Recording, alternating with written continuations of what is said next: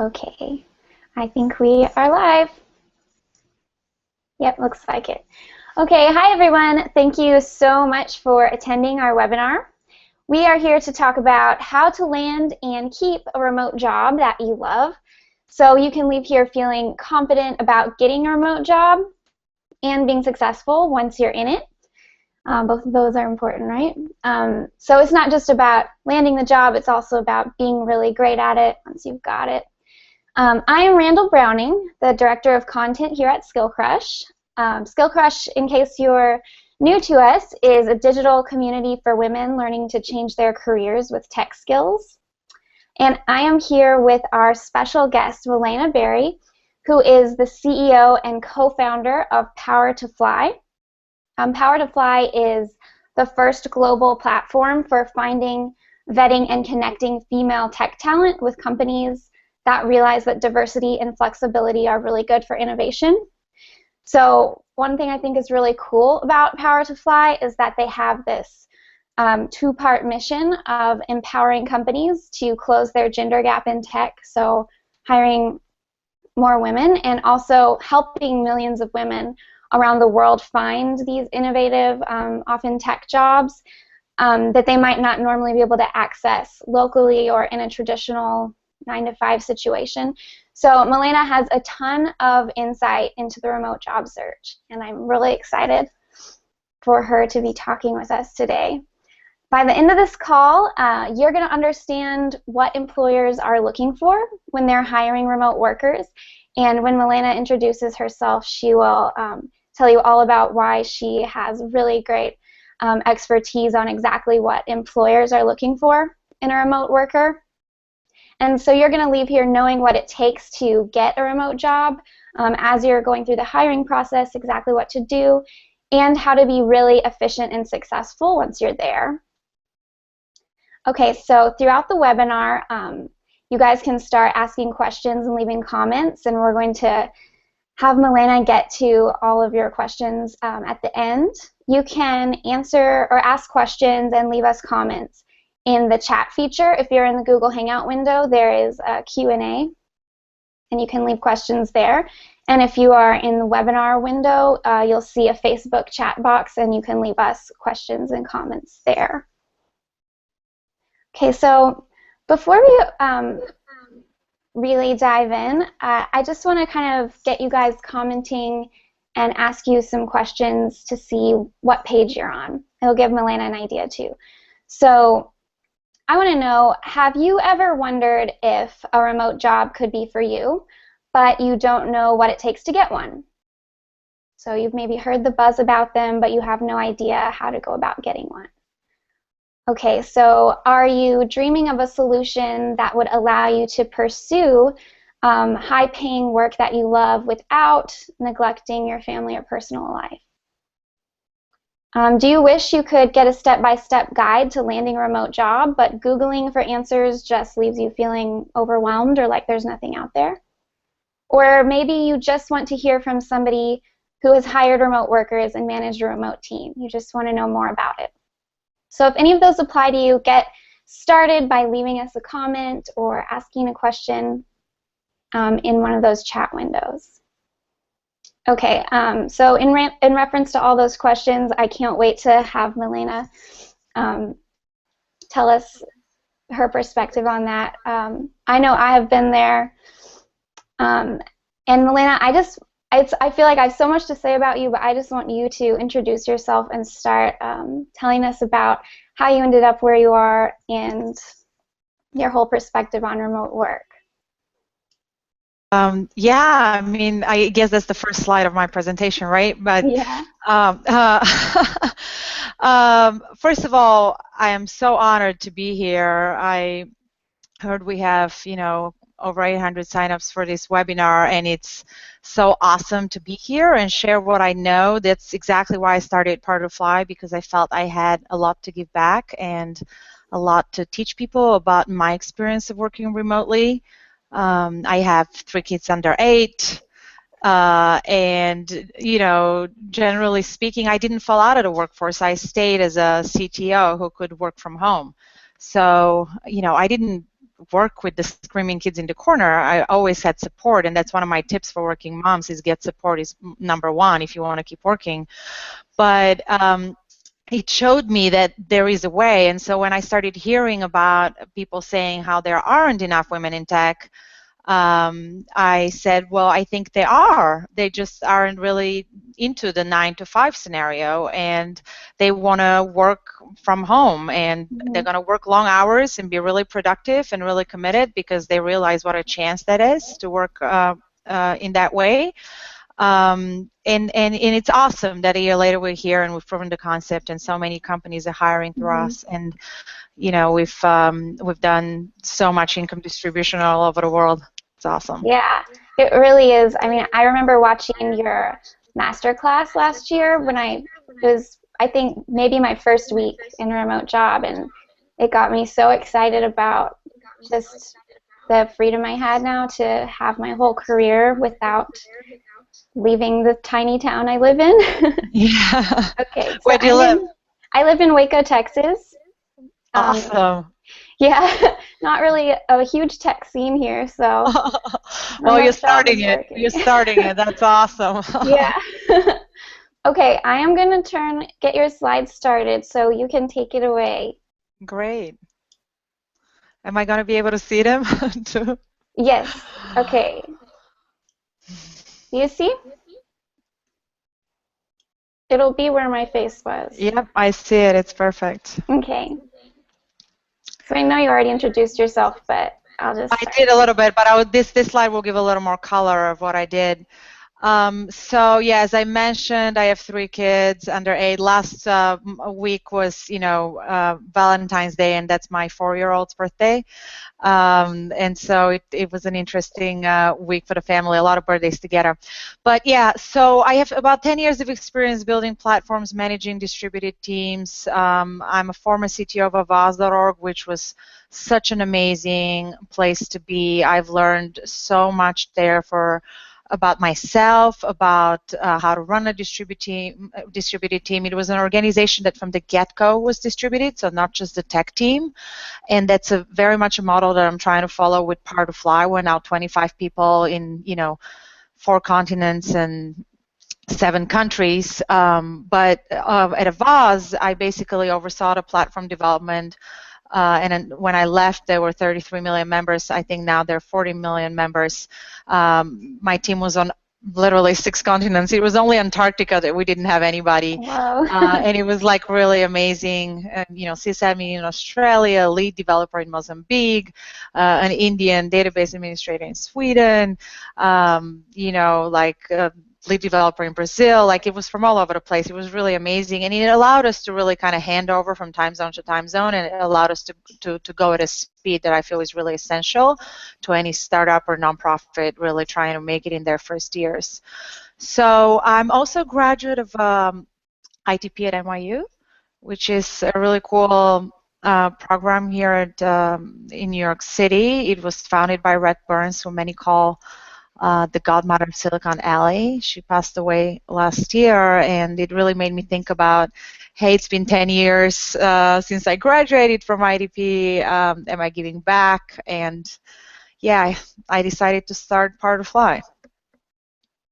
That's so cool. Awesome. Ready for me to switch? Yeah. So I think that's the next slide even, right? So get the basics right. I think, well, obviously you have to really have like a LinkedIn profile, and a strong resume. Some people will ask for the PDF. Nobody wants to see a Word doc anymore. So, either a PDF or, an online profile somewhere, right? More and more people are getting jobs through online platforms, but really just the profile somewhere is the basic.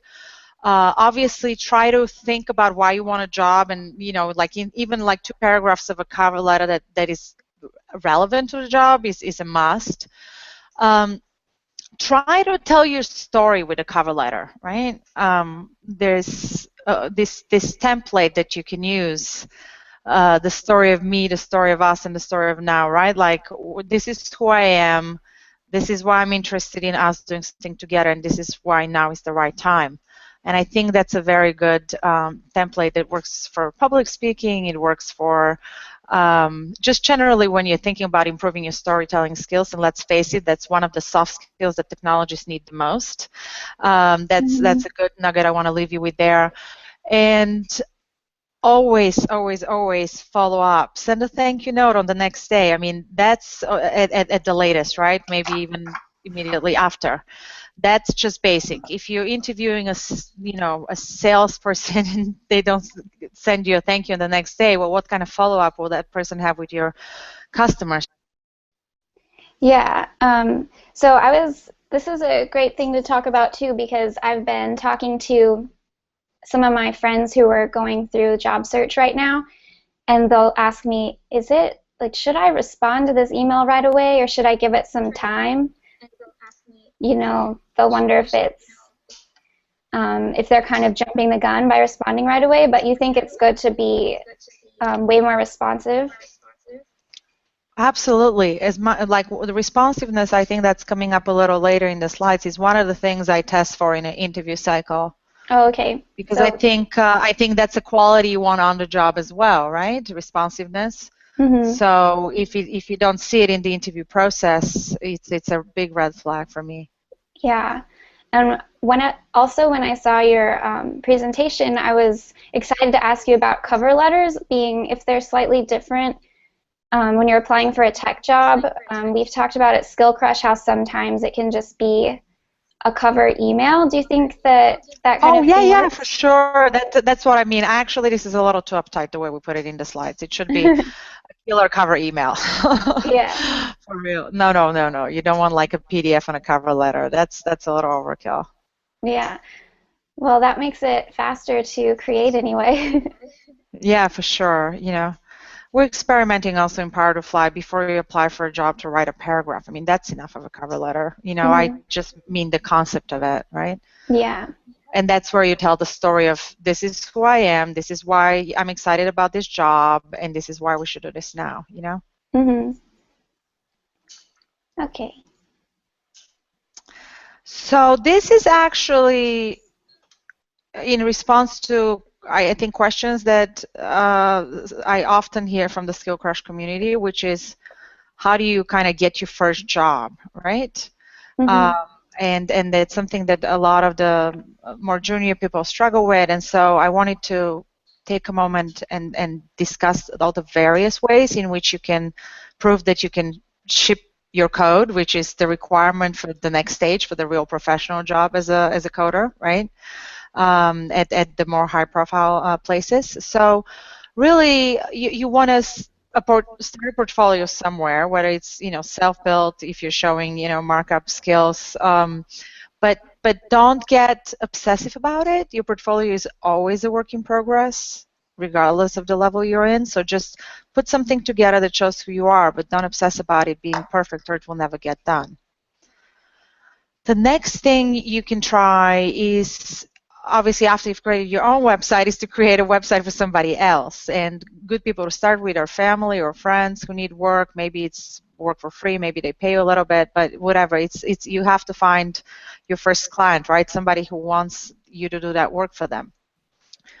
Another thing I ask or advise sometimes people who are just starting and just trying to get their first professional exposure is to attend a hackathon. Those are good for, obviously, shipping a code in a short period of time is not going to be perfect, but it would have like some product mock-up, right? MVP out there. It teaches you how to teamwork. It exposes you to industry, and potentially, you get along with your team members, and they're working a job that they need help with. It's really like a good way to get into the community and actually ship a project. I know a girl who participated in a hackathon, and the app that they developed there won the whatever, one of the many prizes at a hackathon, and then the company wanted to develop it professionally, and that became her first professional job. So I know hackathons are overrated and a little overdone, but find the right ones and go and do them. Yeah, I mean, I'll just interject. It's probably kind of like Oopsie, can you hear me?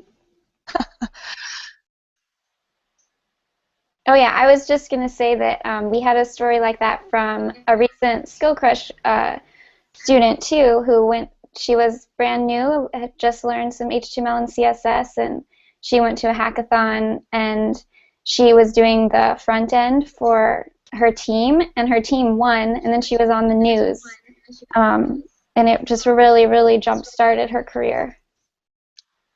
That's awesome. That's great. Yeah, I think we need more of those. And finally, if you find there's a lot of places which do apprenticeships or internships, and maybe they don't pay very much, but still they expose you to kind of a professional setting where, like again, you're shipping a product and maybe there's somebody more senior who's overseeing that apprenticeship and internship.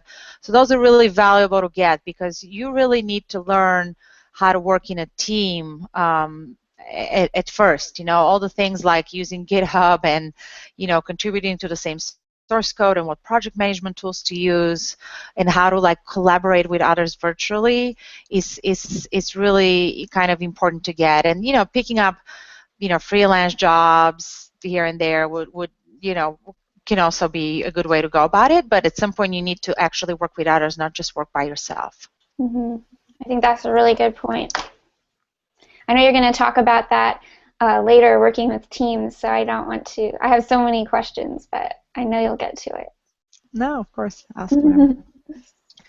So then again, how to get your first job in tech. I encourage you to create a profile in online job communities. We have, a bunch of skill crushers. I'm always happy to see one in PowerToFly, but, there's a ton of out there. See what works for you and what doesn't. I'd love to hear about it, if there's things that work for you better than PowerToFly, for sure. You search for jobs online. It's very important that when you're submitting your application, together with the basics that we discussed earlier, you send relevant code samples. So if they ask you for, if you're applying for a Ruby job, then don't send your PHP code or like your whole repository of every other code sample you have. You pick the right ones for the job and you show them, oh, they need Ruby and Angular. I'm going to pick out those two code samples, and that really saves the code reviewers time. They don't have to look through your stuff to see the good things in it. So really curate your code samples. I'd advise that.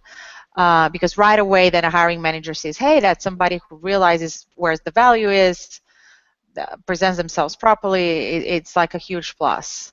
Mm-hmm. Contributing to GitHub is another way to kind of engage yourself in the community. Oftentimes people would post a problem there, and the person who comes up with a solution or gets engaged in somehow, like you can find work by being active on social forums, right? By answering questions that other people are struggling with, because they might decide to hire you as well. And finally, and we find this again works for our own growth at PowerToFly, ask your friends, that's kind of how everybody gets a job these days, right? Like they either get, help by somebody or they're just asking your friends, hey, do you know somebody who needs this, or I'm looking for a job like that, do you know anybody? I think we'd be surprised how much, we can achieve with the 6 degrees of separation and just passing along the message. Mm-hmm. And I think that work for people, by the way, and where in this stage of the process that the audience is. Yeah, and I think one thing I used to talk to the Skillcrush team about is making yourself useful before you're hired, like showing someone how you can help solve their problem before you've been hired. Yeah, I think that's a very good point. Too many times we rely to like get offered a perfect job offer before we get our work done or whatever, right? And it's much better to show your value and then basically deserve your pay. Sure. If that gets your foot in the door, absolutely. So then for the code samples, do you recommend that people, because I could imagine, for example, our Skillcrush students maybe sending in a code sample from a project they worked on in class. Is it also a good idea to try to if you're applying at a company to try to work on something they have if it's open source? So the code review field is actually developing pretty fast right now, in the sense that a lot of people are starting to release APIs and tools to automate it, because it's a consistent bottleneck, right? Like with all the engineering hires. So I don't know what the future holds there. It's certainly going to be interesting. But in the meantime, most companies will have some sort of engineering challenge on the way in that they're going to pass you through. And otherwise, over time, as you develop your portfolio and work on different code bases, you'll be picking up the best samples and forwarding them as, almost like as attached to like that first initial cover email, and your LinkedIn portfolio link. I think right now, if you sent your GitHub profile showing, some coding there, some coding work, and your LinkedIn profile, that's enough. In one paragraph of an email, that's enough of an application. Okay, cool. Right. So the interview tips. So I think this one is, whether you're a junior or senior, or wherever you are on your kind of tech skills journey, the interview tips are relevant to you regardless, whether you're experienced or just starting, I think. So I don't know how our audience splits up, but I thought that's good to mention. So these are just trying to condense like a whole previous presentation in like one slide with like 5 points. So we certainly can do better than that, but I'll give you kind of the top line here. So the first thing I look for when hiring, and the first thing I test for, is some sort of a sign of vulnerability, because especially like I feel like that's the sign of a good team player and a good manager over time, right? Whenever people know what they know and what they don't know, right? Because that's the basis of making any decision at work. And if you're not open to saying, I don't know that, then that's a very bad sign. And if you try to overstate how much you know, that's a terrible sign as well. So don't overdo it. Just be very fair and square. This is when I started. This is what I've done. This is how eager I am. Definitely say that you're eager, but definitely don't overstate it, because that's a big red flag for me. The second thing I test for is feedback, how receptive they are to feedback. So I might give them some homework to do, or things to, improve on, and how do they react to it? Do they get defensive? Terrible sign again, right? So you need somebody who's going to say, oh, okay, that surprises me potentially, right? It's the first time I hear about it, but let me think about it, and, let's see how I can improve from it. That's the right attitude to feedback. And even in the moments when, your first reaction is denial, which is people's most common reaction to feedback, I think it's very good to take the moment and really assimilate it, in the next 24 hours. Now, I always ask about a professional achievement you're proud of, because it kind of gives me a sense of where in the hierarchy in the team you were. Were you the leader and the architect? Were you proud because it was the first project that you shipped? Or, right?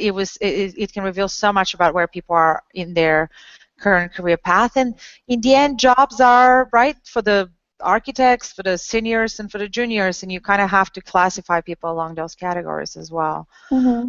I don't do the Google approach, but I thought I'd mention it because some people do it. So the Google approach is the whole thing where they'd ask you something impossible to answer, right? For example, how many golf balls can fit in a Boeing, or how many feathers can fit in the, I don't know, big pyramid in Egypt. I have no idea, right? Like something ridiculous like that. And they're not asking for a mathematically correct answer, but they're asking for you to show the steps of logic that you use to get that answer. And I'm mentioning it because a lot of people are kind of enamored by the way Google does it, and replicate it in startups, and especially in the tech scene.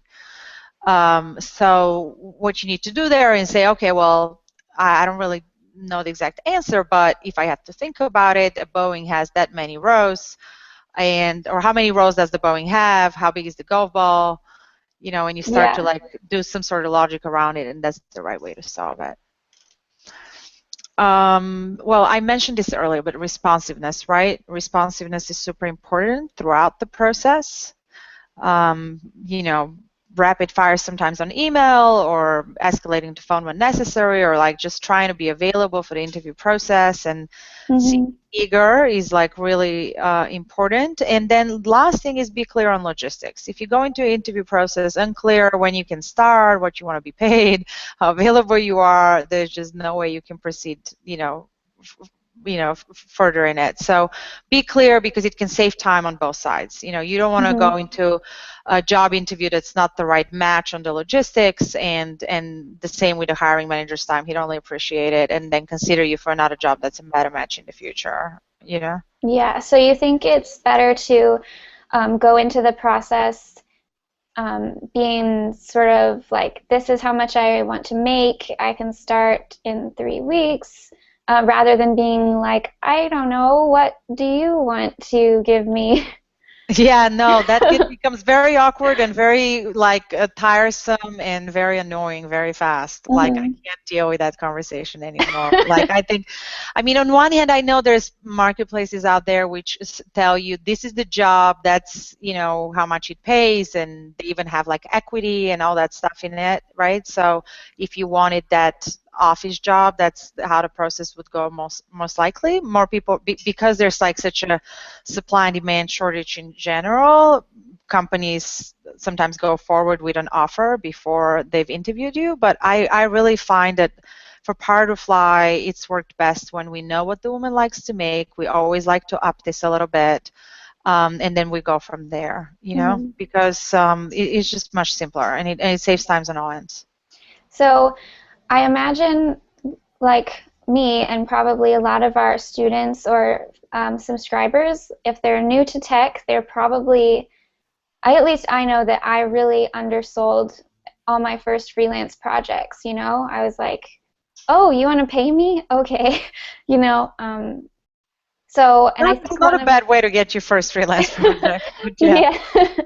Yeah, but I had to work really hard to kind of shake off that mindset, like, no, the work you're doing, you need to be paid for this. And I think one fear, I don't know, maybe some of our students have this too, is that they'll kind of say a number that feels like a lot to them, and that then they'll just get rejected just for asking for a high amount of money. I don't know. You have to balance it all out, right? Like, I think what you ask for is a factor of a lot of things. It's not about how much this position pays at all. It's more about where we start, and how we ask our talent to look at it is, well, first of all, how much do you need to live, right? Like, if you live in Taganrog, Russia, you need a lot less than if you live in Moscow, Russia. Just within one country, there's a huge variance, right? And it's the same with here with between Chattanooga, Texas, and New York City, the cost of living is different. Yeah. And so you start from there. Some people are single parents; they need to make a little more, So and they're clear about it, and it just works out that people, and then depends on your experience, obviously, whether you're just starting or you have like a couple of years of experience, or you have 5 or 10 years of experience. Like, it's just the scale is very different. How much responsibility you carry in the position. There's just so much to do. But start with what you really need to make, and base it also on your salary history. You don't want to take a salary that was less than what you made before. If you're making a huge career shift, like from head of marketing to I don't know, right? Like it can vary between industries, but generally speaking, if you should try not to make less than what you made before, right? Right. Yeah. So try to take that into consideration as well in the number that you want. Yeah. Okay. Are you ready for part 2? Sure. Okay. So this part of the presentation is about how to keep the job once you have it. So I think it's relevant to the people who are currently working remotely, who consider working remotely one day, Anybody who's kind of interested in participating in the virtual generation. I just coined a term. All right, so working on teams. Um, I always look for multicultural awareness. I ask people for at least kind of a semester abroad, or like I traveled in high school to Paris or something, like, because I feel like the world we live in is so global. And I mean, my team that I'm building at PowerToFly is very, very global, right? More than 7 countries now, I think. And this is just a big part. I think the gender diversity that we work on with PowerToFly is really big, but it's also about cultural diversity, right? We bring women from all over the world into this economy. The other thing I advise people is to learn how and when, and to ask for help in general. Sometimes when you are starting your career, you're doing all these projects by yourself, right? And that's the big deal. I did it all by myself, and you celebrate it, right? But actually in teams, you have to reverse out of that mode and figure out like that you're not the fastest when you do it all by yourself, and to know the moments you need to ask for help, get faster through that help, right? And then learn a faster way to do it, right? So it's very, very important, and something I have to undo with a lot of people who are just starting to work in a big team. So watch out for that leap, right? And yeah, I think that's all I had to say here. Yeah, I know in my own experience here at Skillcrush, we, or at least for me, I had to shift out of okay, I'm going to do everything for this project I'm working on from start to finish, to like, okay, maybe one person handles this aspect and one person handles this aspect, and that's way faster, Totally. That's the beauty of working in a team. Yeah. You get to do the part you're the best at. So I put this title, The Virtual Water Cooler, because I get so annoyed about all these talks about how the water cooler is so important in Silicon Valley, and how people have to be on site in the huge, campuses, because that water cooler conversation is so amazing, man. You can't miss it, So that's why we're just gonna have, a ridiculous number of women working for us. So anyway, I really think there is a virtual water cooler, though, right? And it's much better than the real water cooler, because in the water cooler, again, people occasionally collide. There are some sparks exchanged. In the virtual water cooler, the sparks are always there. Everybody has, horizontal visibility and vertical and all kind of visibility into it. Everything is recorded in Slack. Every thought you had, every exchange you had, every confirmation you had. We use Google Drives for our spreadsheets and our whatever, notes. We take notes obsessively. We have group calls where people type in Google Docs at the same time, right? Collaborating on notes and ideas and agendas. Everybody uses some sort of a tool to track their projects, whether that's Jira or Pivotal or whatever it is. You probably have like even a bug tracking tool separately. So the virtual water cooler is very much there, and it's awesome, and it's all about visibility of your work to other people, because that's how collaboration really happens. Is when I notice that, oh, Davish is working on this document, let me see how I can jump in and help her, or like, oh, we use actually Google Calendar a lot for visibility.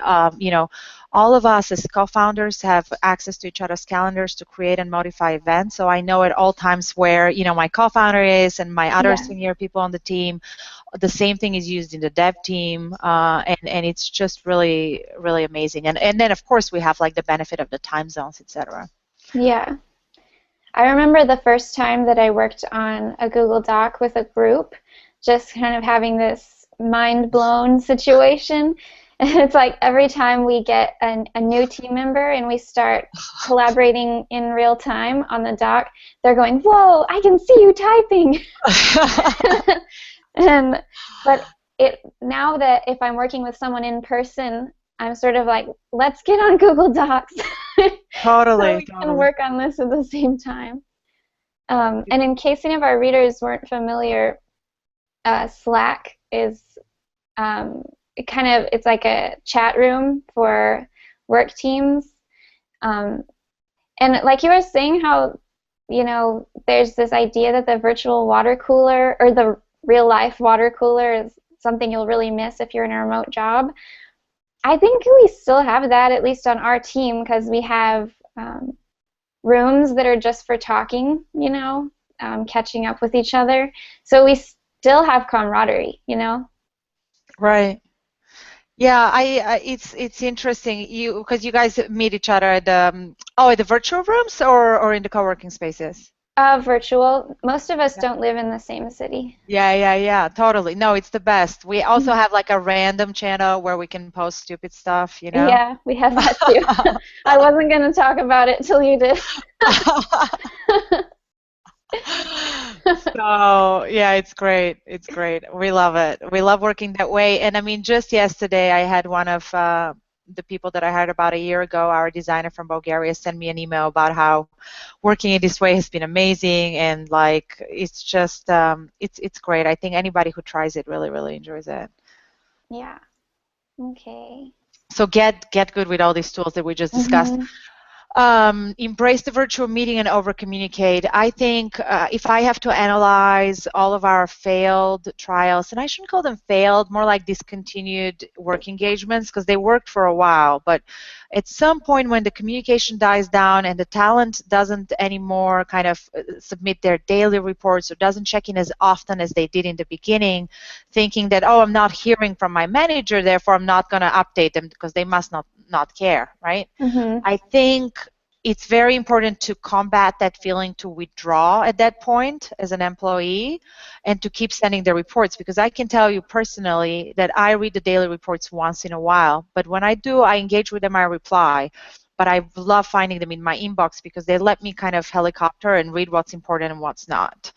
And don't ever like stop communicating, over communicate. So schedule meetings, you know, in Skype, in Google Hangouts, whatever you have. We have like an org call every 3 weeks. The whole company gets together. We have focus calls, like our placements call is daily for like 15 minutes. It's a stand-up. The dev team has their own stand-ups and their own group calls. You know, we have a talent management call. So like they're kind of like we have our virtual meetings, and we keep the communication going throughout the whole day. Well, that plus Slack and all that. And we're really thinking, how do we schedule time to do the face-to-face once in a while? I think the bigger the team gets, the harder it is to do the retreat. It gets more expensive, but I think it's really vital to connect people. At Avaz, we had retreats twice a year, and it worked very well. Mm-hmm. That's interesting what you said about how if the employee doesn't hear from a supervisor or something for a while, they might start to think, oh, well, I guess I'll just stop checking in. Because I remember early when I was working here at Skillcrush, something was happening with the team where there was big meetings happening, and so we weren't all communicating online as frequently, just for a couple of days. And I started to kind of go, I don't know, I had to do what you said, is to not withdraw, you know, just to keep doing my checking in. And that's only over a couple of days, you know, but I sort of learned this lesson that sort of when you're working in this remote job, it's always fluctuating. Like sometimes you're talking to a lot of people all day, and sometimes you really get in the zone for a good chunk of hours, you know. Yeah, and really, I don't think I put that in any of the slides, but the keyword is initiative. Like, I think for remote to work, you have to have initiative in everything you do, whether you're writing code or communicating with your supervisor or communicating with a QA, or just think about what's the end goal, what do I have to achieve, what's the next step. That's what initiative is figuring out what's the next step in getting this stuff done. Like not waiting for someone to tell you. Yeah. So definitely over communicate and be initiative. Yeah. So ask questions. That's an important one. You know, sometimes people are afraid that if they ask a question, they're going to sound dumb. And that's like the craziest thing I've ever heard. So, I mean, obviously, if you don't understand anything, something with like language-wise, you're going to ask them to repeat or reword. I do that to people all the time. I'll ask the same question 5 times until I actually get what they're trying to tell me. So it's really not. It's a sign, again, going back to the vulnerability of admitting what you know and what you don't know and what I need to ask in order to get this done. Mm-hmm. So it's a huge plus, and do it. It's again back to the over communicating, and especially when you working with a development task, and right, there's a few different ways to go. You might need a steer and be better to ask for somebody to kind of set a direction, etc. Right? Yeah. Mm-hmm. Clarification can go a long way and save a lot of time. Yeah. Send a daily recap is about something that it's a practice that's worked with me from back in the day at Avaz. We carried it over to PowerToFly, and I tried it with a tech team back at Avaz. And here, everybody sends a daily recap to the person they report to. And the dev team doesn't do that as much because they have like a really neatly Kanban system organized in Jira. Mm-hmm. But they used to before they organized themselves that way.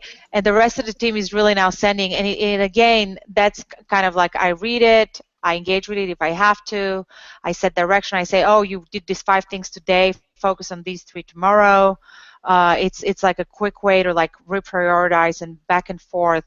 Make sure that you're keeping your manager informed of what you're up to. They never have to worry about what you're up to. Yeah. And also they have an easy way to engage with you with just hitting a reply on an email. So it's like just because you're having or showing initiative by making decisions doesn't mean you just do it all in the dark. Secrecy or in the dark, exactly. No, yeah, you totally write it up, and that's perfect, right? Mm-hmm. Then the manager can say that's great, steer in another direction, Mm-hmm. engage with it in a very lightweight way.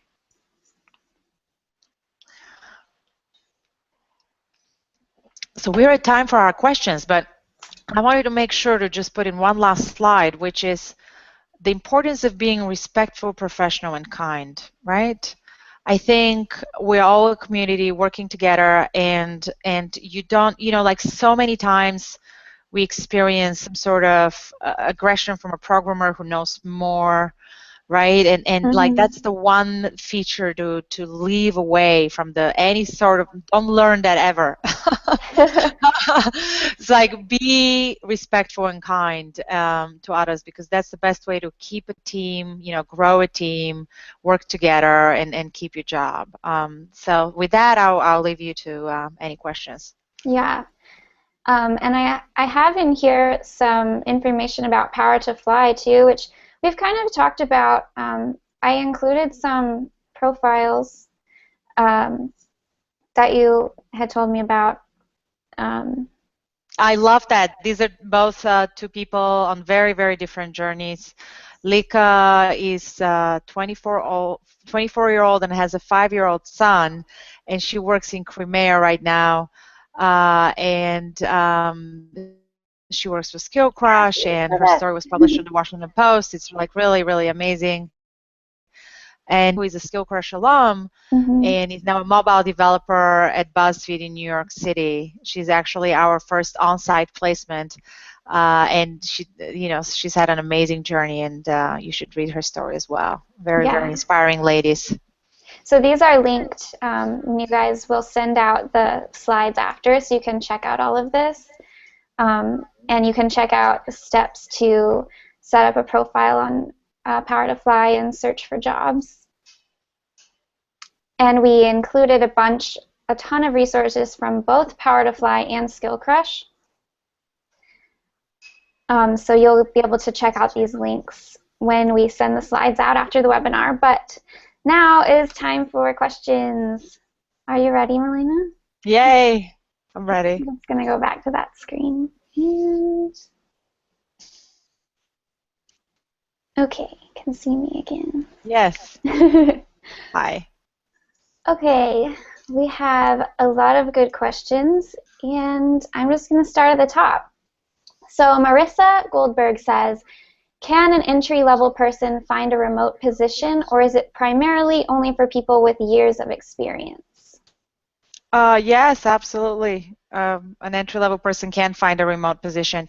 I am a little, right now at PowerToFly, we haven't placed too many entry-level people, but that's why I'm advising you on how to get from an entry level to a little more experience. And once you have like a little bit of a solid portfolio, we can help you in PowerToFly. But there's also other platforms out there which require, less skill than PowerToFly does right now, because we've had everybody. And yeah, absolutely, go ahead and get a remote job that's entry level. Follow that slide with the how to get your entry level foot in the door.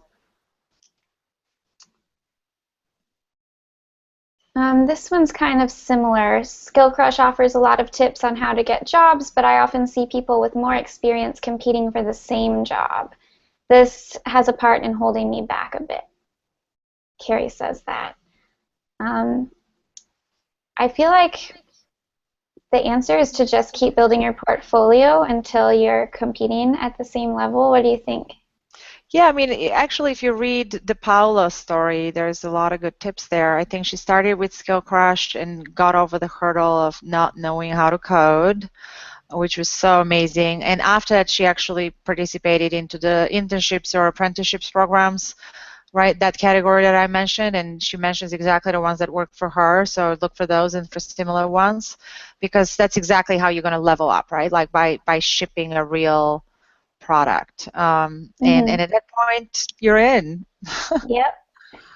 Yeah, and I read Paula's story, and I liked the part where she talked about how a huge step for her was in saying, okay, this is going to be my career. Like, I'm not just dabbling anymore. I'm a professional. And that kind of just recommitting really helped her search for those experiences that would put her in the same room with the people competing for the jobs. Totally. Oops, that one went away. Okay, Esther says, where and how do you recommend to look for remote positions? Are there particular sites other than PowerToFly, I think, or search terms you'd recommend? So yeah, I mean, it depends. I think so. Remote positions. So there's not, well, Odesk, Elance, Freelancer. Those are the ones right now that are more like Remote Guru, I think. Try those. Those are good entry points. Yeah. And Esther, there are, in the slides that we're sending out, some of the Skillcrush links go directly to articles that have lists of different resources for finding remote jobs. So that should at least give you a good place to start. Okay, let's see. Jenny says, I would like to work remotely but don't want to be a freelancer or contractor. How do I get a remote job with benefits? A very good point. It's very interesting. Right now at PowerToFly, we've been pretty much open to both scenarios. And as I said, but actually we haven't placed a full-time remote job with benefits yet. So I don't know if that scenario exists yet. I hope we find it. And if we do, I'll definitely, spread the word about it. But so far, we haven't done any placements like that. I know that some people do. More and more organizations are actually open to doing remote, and a ton of companies, hiring out there are open to remote, and they're pretty much building their, U.S. staff remotely too. So it's not impossible. Avaz is one of those, right? My husband's company, Rebel Mouse, is another one. Like, there's so many, but they're more rare to find. I think as we're kind of shifting to the more remote economy that I believe we're shifting towards, you'll see that more often. Yeah. And like you said, Milena, I've heard of some companies doing that, hiring remote, kind of salaried with benefits jobs. Upworthy is another, right? But I guess if you are applying, like, you can kind of still get one of these contractor jobs if you are adjusting your income to get your own benefits. So it's like you can get outside insurance and that kind of thing. You'll just want to consider that when you're asking for your salary or your pay rate. Yeah, there's a lot of benefits of actually being set up as an independent contractor as well, but obviously you have to adjust the rate way up by an X percentage, right? Accommodate for that, yeah. And again, it might depend on your situation, whether you would have family and all that. Okay, Kavita says, do you think remote is practical and a good move for a junior developer who may have just completed a boot camp type of training? My first question was the boot camp virtual or in person? So with junior devs, it's interesting. I think sometimes it's good to do some on-site work. I think it's the companies that are set up like campuses are very good for those first couple of years right out of college, right out of training, where you really get the on-site mentorship, etc. So I see some people making that on-site choice earlier in their careers for a few years. But there's also a flip side of it. Sometimes when you're in those years, you want to travel the world but not fall out of the workforce. You can also, find a remote job where equally, get equal mentorship but just virtually and put more effort into it in that way. But if you come out of boot camp, see what you want to do. Do you want to work around people? Do you miss that interaction that you got in college and now it's like kind of lonely to work at home? In that case, go work in a co-working space, definitely. Or if the company has an on-site position near you, then absolutely go for it. But at some point, you might want remote. And at that point, I think there's a lot of solutions out there. Yeah. Okay, done with that one. Kathy is wondering about volunteer positions. What about volunteer positions or jobs? I've seen sites where nonprofits post looking for developers to volunteer for projects. I think she's just asking if that's a smart move. Yeah, absolutely. You should be anything that lets you build real experience, and if you can afford it, of course, that's a decision you need to make. Okay, let's see. Morgan says, how do you ask your current employer about whether they would be willing to consider allowing you to start working remotely?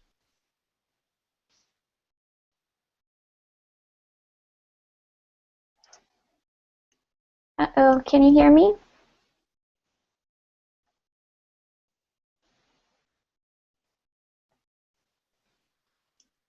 Uh-oh, okay, I'll ask again.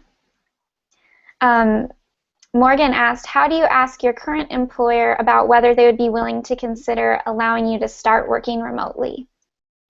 Oh, okay, I get it. All right, so I mean, it really depends. Are other people in the company working? Are they not? As I said, I was very lucky, like from day one day one on my CTO job to be able to work from home because the company was just set up that way. I think you need to prove that you would be accessible when they need you, right? Because that's the trade-off. You can work from home and you can have some flexibility maybe around picking up your kids or whatever, but you're going to pull off your work. And if you go to your boss with that, hey, I need to be there and then or work from home that much of the week, and maybe over time, increase that time, but I'm really going to pull off my side of work. I think if you show it, then the employer is not going to have a problem with it. Mm-hmm. That would be my approach to it, is just prove it with the work. Yeah, I'm reading a book right now called, what is it called? I think it's called We Work Remote. It's just called Remote. Oh, yeah, I like it. Yeah, it's a great book. And it has a lot of tips about how to convince your employer to let you work from home. And it's like, show them the numbers, like you're going to save them money in all these ways. So do a little research and figure out how it's more efficient for the company if you work from home. That's funny. I know, I thought that was a funny one. Okay, we have time for maybe one more. Let's see.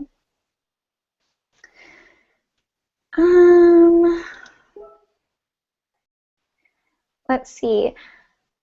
I'll answer this one quickly. Maddie says, where's a good reference for what the going rate is? Is it challenging to know it's challenging to know when you're new to the industry?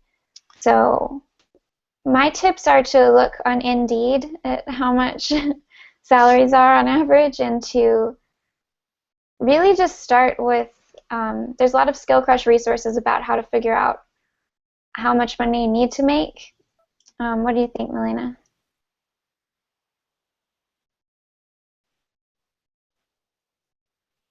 Oopsie, can you hear me?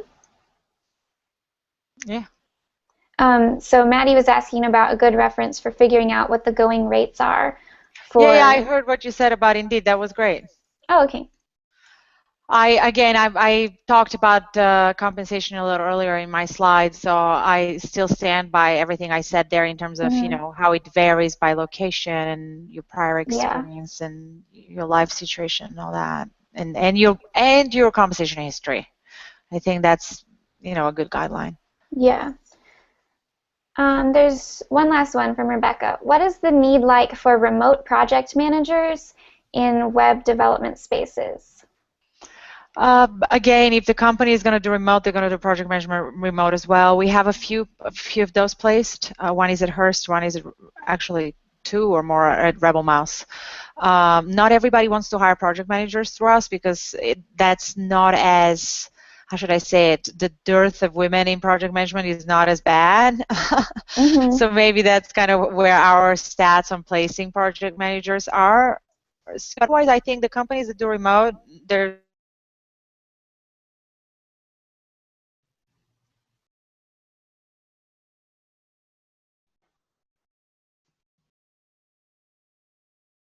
Uh-oh.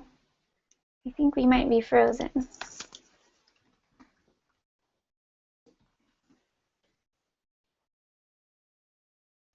Let's see. Okay, I can't hear Milena right now, but we are right at time, so I will go ahead and start wrapping up. I hope you guys got so much out of hearing Milena talk about her experience. You can review everything she said about how to land the job in a remote space and how to be really efficient once you're there. We're going to send out the slides, and there's a ton of resources on there for some of the questions we didn't get to. I think you'll be able to find some of your answers in those links. And I think we're about ready to wrap up. Please go ahead and check out PowerToFly at PowerToFly.com. And if you have any questions for us, you can always email us at hello@skillcrush.com or tweet us at Skillcrush. Thanks so much for coming. Did you want to say anything else, Milena? Thanks for your time. Bye. Bye.